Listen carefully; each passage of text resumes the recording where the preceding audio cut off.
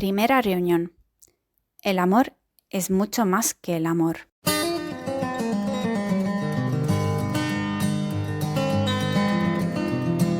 El amor verdadero, lejos de encarcelar los corazones, los libera y los dilata extraordinariamente. Y más aún, los novios y los jóvenes casados experimentan una especie de estado de gracia, o por lo menos de apertura a la gracia. Esto es así porque el amor de pareja puede acercarnos a la vida con Cristo, ya que Dios es amor. La experiencia del amor abarca muchos aspectos. Hay que descomponerla en sus elementos esenciales, que un poco arbitrariamente reduzco a 5. La felicidad, la mirada de amor, la comunicación, la incompletitud, la gratuidad.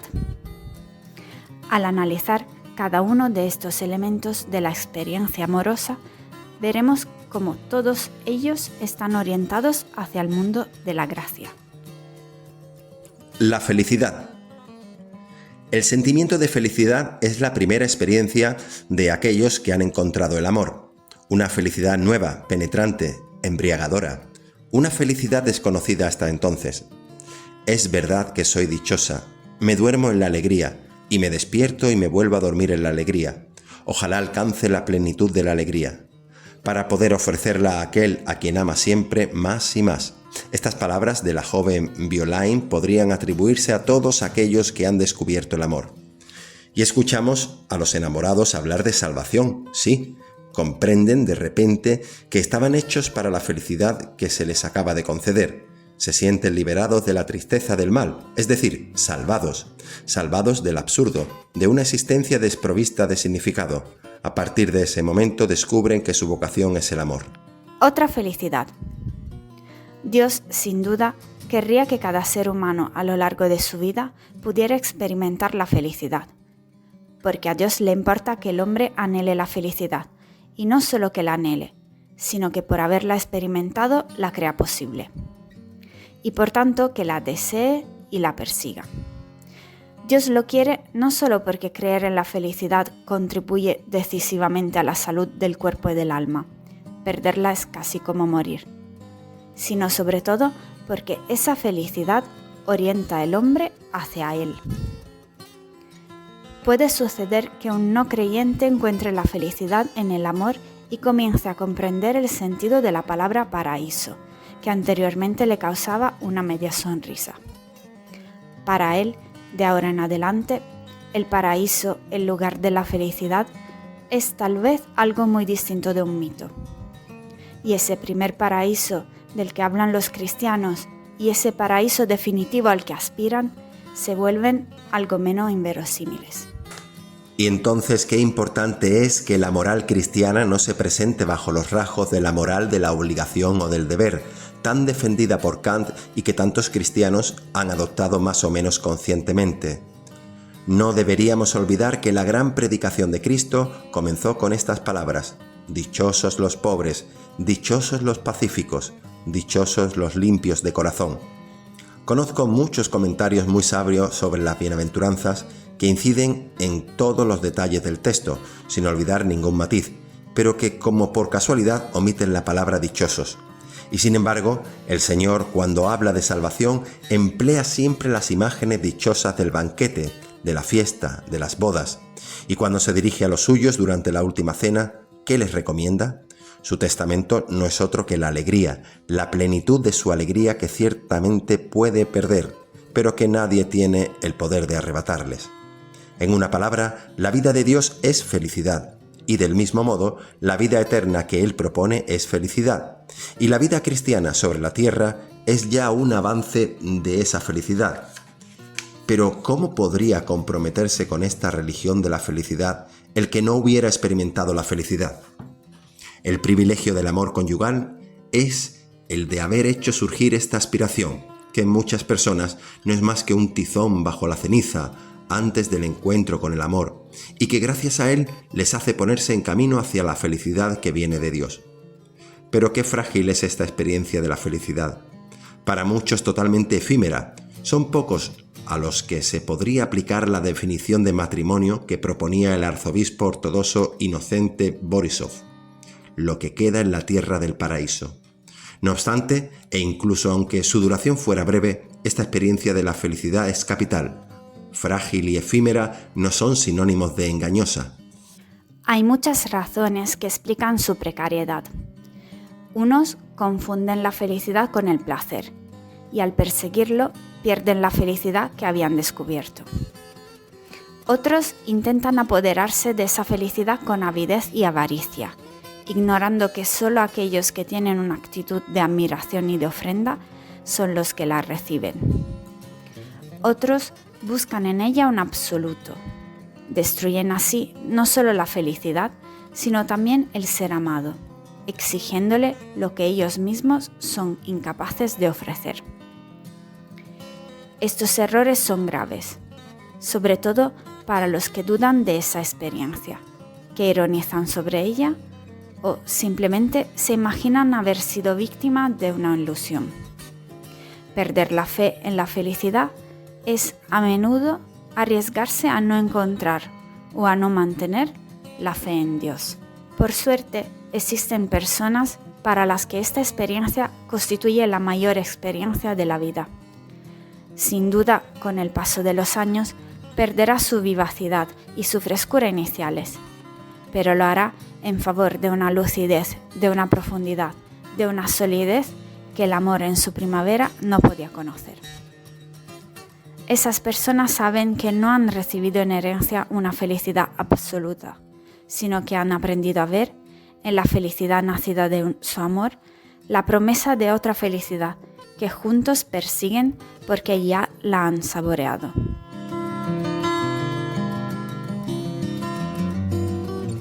La mirada del amor. La experiencia de la felicidad sobre la cual acabamos de reflexionar pone de relieve una enseñanza de importancia capital. La felicidad surge del amor. Felicidad y amor están íntimamente relacionados. Si el hombre llega a descubrir que está hecho para la felicidad, descubrirá como consecuencia que está hecho para el amor y que no puede encontrar esa plenitud fuera del amor, fuera de las exigencias y de las riquezas del amor. La experiencia del amor es compleja. El diálogo de las miradas juega un papel esencial. Aquellos que renuncian a ese diálogo y lo sustituyen rápidamente por un encuentro más tangible, el abrazo de los cuerpos, no saben lo que se pierden. Descubrirse de repente en la mirada de otro, como en un espejo donde uno se ve visto, según la expresión de Lanza del Basto, y descubrirse en ella digno de ser amado, no es algo trivial. Finalmente, uno comprende que tiene una razón de ser, y todavía con más rotundidad que uno es. Mientras una persona no ha reconocido en la mirada de otro que puede ser amado, o más exactamente que es amada, llevará a cuestas ese sentimiento propio de los niños no amados o mal amados, que yo he encontrado acertadamente expresado por un personaje de novela. Yo estaba de más, dormía en una cama supletoria, colocada de cualquier manera en la habitación que se podía plegar en cualquier momento. Si me hubiera ido, no hubiera dejado un lugar vacío. Pero si el amor está presente, todo cambia. Uno percibe que tiene un valor, que ocupa un lugar en el mundo, puesto que otra persona nos necesita. Me necesita para ser feliz, se repite uno a sí mismo con exaltación y alegría. Entonces uno se siente justificado, como cuando se dice de una decisión que está justificada. No hay razón para despreciarse. Uno puede amarse y estimarse, puesto que alguien nos ama y nos estima, como le ocurre a este personaje de Mauriac. Este maravilloso descubrimiento que yo hacía, ser capaz de interesar, gustar, de emocionar, yo me reflejaba en otra persona y mi imagen, así reflejada, no producía rechazo. Recuerdo ese deshielo de todo mi ser ante tu mirada, esas emociones brotando, esas fuentes liberadas. Finalmente, uno puede reconciliarse consigo mismo. El amor llama al amor. Ser amado conduce a amar. Aparece entonces un deslumbramiento, una gratitud, una generosidad que están impacientes por expresarse y que uno ignoraba que surgían de su propio ser. No es extraño que ante ese bello rostro tuyo, y sin que yo supiera cómo, algo en mi interior, antes tan triste, confuso y amargo, se pusiera a cantar. Toda una parte de mí que yo no sabía que existía porque estaba siempre en otras cosas y no pensaba en ella. Ah, Dios mío, claro que existe y vive intensamente. Y he aquí que por el amor y por el don, uno acaba por parecerse a aquel que uno había descubierto en el espejo donde uno se ve visto, que era uno mismo, pero no lo era del todo, pues ese espejo, que es la mirada de amor, tiene la propiedad de presentarnos la imagen, no tanto de aquello que somos en ese momento, sino de aquello que seremos capaces de ser. La mirada de Dios. ¿Cómo no va a tener esta experiencia del amor un enlace espiritual? Si la vivimos con lealtad, puede hacer que incluso aquellos que no tienen fe o que no tienen más que una fe incoativa, inicial, puedan presentir que el amor es algo más que el amor, que la fuente del amor quizá está situada más allá del corazón del hombre. Si la felicidad es el amor lo que la luz es a la llama, aquel que por la felicidad humana llega a sospechar la existencia de otra felicidad, podría también llegar a deducir que a esa otra felicidad corresponde también otro amor, y que está hecho para ese otro amor y para esa otra felicidad. Si encuentra en su camino una mano amiga que le conduzca a Cristo, y si se siente fija en él esa mirada del Señor a menudo evocada en los Evangelios, Él le miró y le amó. Entonces descubrirá que su vida está llena de sentido, puesto que es valioso para alguien. El espejo donde uno se ve visto es exactamente la mirada de Dios. ¿Cómo podría no amarse a sí mismo aquel que se descubre precioso a los ojos de Dios? Tan precioso que Dios no ha escatimado su precio. He derramado tal gota de sangre por ti. Cuando Pascal comprendió esto, se conmovió hasta el fondo de su corazón. Mucho antes que él, San Pablo había dicho ya: Él me ha amado y se ha entregado por mí. Descubrirse amado es a la vez estimulante y terrible. Si uno cede a la llamada del amor, deja de pertenecerse. Eso es la fe. Ese sí dicho a Dios. Llegarán días quizás en que uno se reprochará este gesto imprudente, pero será demasiado tarde y además uno se felicitará por ese demasiado tarde. Eso es lo que en términos inolvidables expresa Jeremías.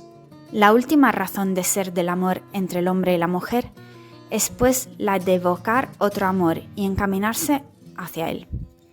Lo que ya es verdad en todo matrimonio, lo es todavía más en la unión de los cristianos casados, que la Iglesia define como sacramento. Una realidad humana que no solo simboliza una realidad divina, sino que además conduce a ella. Ocurre que ese amor al que los esposos son conducidos gracias a su amor, bajo un impulso de acción y reacción, acaba por transformar radicalmente su unión. Se amarán a partir de entonces con un amor que es una prolongación del amor de Dios. Que abran la primera epístola de San Juan y se encontrarán con la alegría de ver que su amor mutuo y el amor de Dios es todo uno. Y nosotros hemos conocido el amor que Dios nos tiene y hemos creído en él. Dios es amor y quien permanece en el amor permanece en Dios y Dios en él. Si nos amamos unos a otros, Dios permanece en nosotros y su amor ha llegado en nosotros a su plenitud.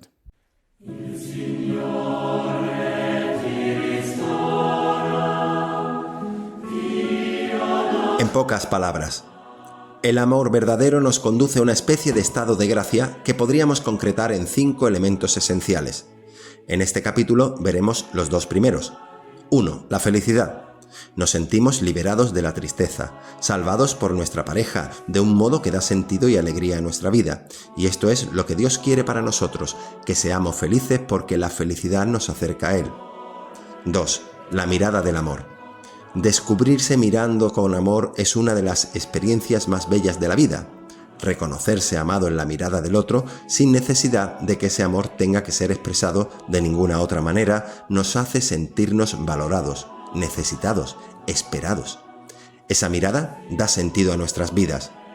Esta experiencia de sentirse amado conduce a amar y a expresar lo mejor de nosotros en aspectos que ni siquiera imaginábamos. Y en esta mirada de amor es donde podemos reconocer la mirada de Dios. Los que se aman llegan a intuir que el amor, esa fuente maravillosa de felicidad, debe tener una dimensión espiritual que está más allá del corazón del ser humano. Sentirse mirado con amor de Dios, que vive en cada uno de nosotros, nos lleva a evocar ese amor perfecto y a desear alcanzarlo.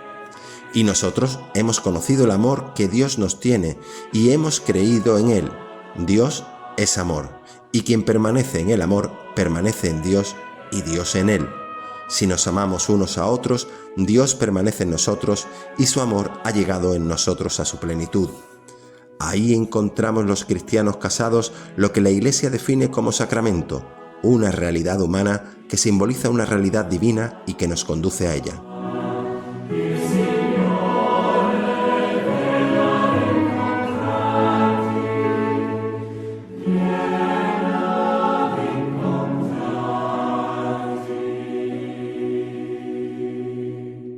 La sentada.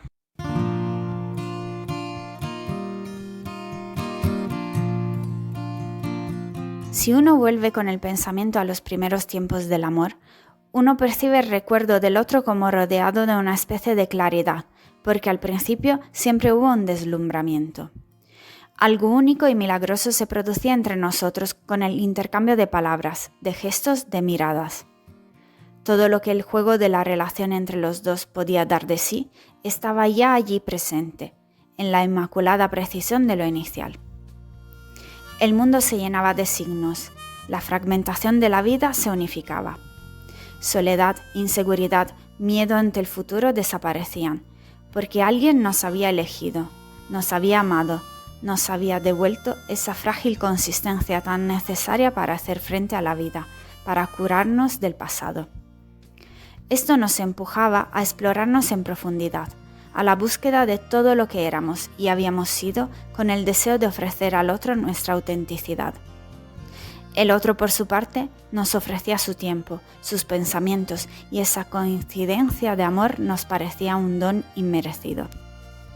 Se trata de una intuición, pues no hay nada calculado, porque la atracción mutua no se racionaliza, porque toda la relación entre los dos está en germen. Pero a esta intuición tan bella y poderosa habría que matizarla con el adjetivo inteligente. A pesar de la juventud y de la inexperiencia, se puede llevar a cabo de una cierta manera una valorización lúcida de la persona del otro, descubrir con alegría los valores que compartimos y al mismo tiempo no cerrar los ojos ante los puntos oscuros que van a ser fuente de sufrimiento entre los dos. Si nos proponemos un conocimiento más completo del otro en diferentes y variadas circunstancias de la vida y ahondamos en una comunicación verdadera y profunda, podremos llegar a descubrir si es posible crear entre los dos un proyecto común de vida. Partiremos entonces de un sí, a la vez espontáneo y reflexivo.